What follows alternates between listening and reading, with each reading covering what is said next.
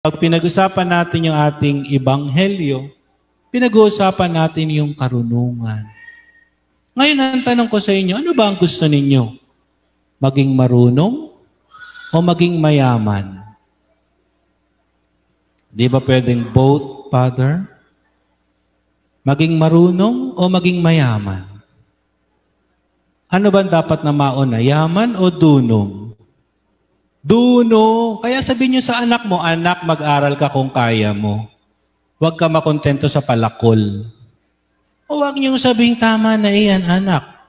Alam naman pala ninyong mahalaga pala ang dunong ay...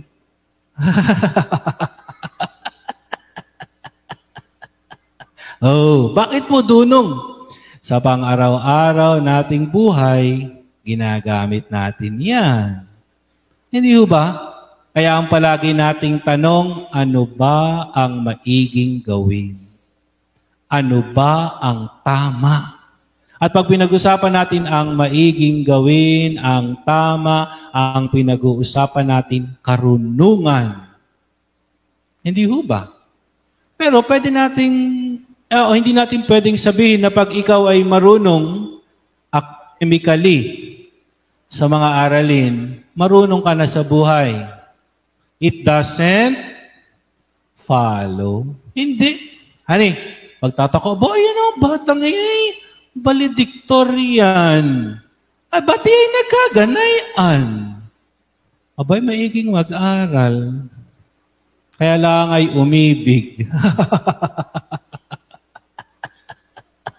Naluko-luko na sa pag-ibig.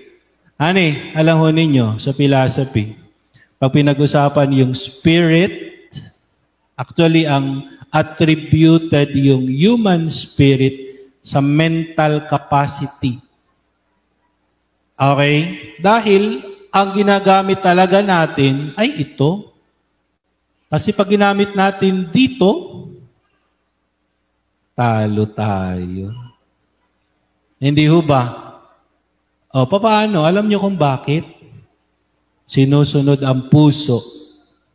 Masaya naman ako, Father. O ikaw na masaya. Di sundin mo ang puso mo.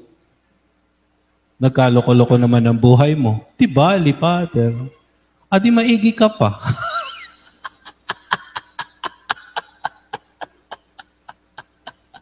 Honey, tama po ba gayon?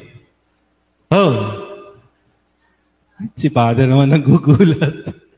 Ito, ginagamit natin ito. Honey, mga bata, honey, ay in love ka, no?